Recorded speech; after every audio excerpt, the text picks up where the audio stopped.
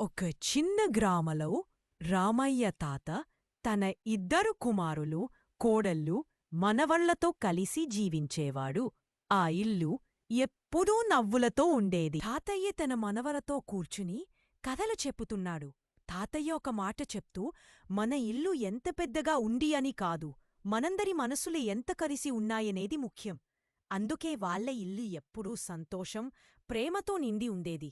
వాళ్ళు అంతా తాతయ్య చెప్పే మాటలు వింటూ సంతోషంగా ఉండేవాళ్ళు. ఒకరోజు చిన్న మాట పెద్ద గొడవగా మారింది. ఇద్దరు కుమారులు మేము విడిగా ఉంటాం అని చెప్పారు. అప్పుడు రమయ్యకి ఏం చెయ్యాలో తెలియలేదు. బాగా ఆలోచించి ఈ గొడవ ఎలా ప్రేమగా మార్చాలి అని అనుకున్నాడు. సాయంత్రం వేళ ఇంటి ఆవరణలో రామయ్య దీనంగా కూర్చుని ఉంటాడు. చీకటి పడుతున్న వాతావరణంలో ఆయన ముఖం విచారంగా కనిపిస్తుంది. ఇంట్లో నవ్వులు లేని నిశ్శబ్దం స్పష్టంగా వినిపిస్తుంది. మరుసటి రోజు ఉదయం రామయ్య తన కొడుకుల్ని పిలిచాడు.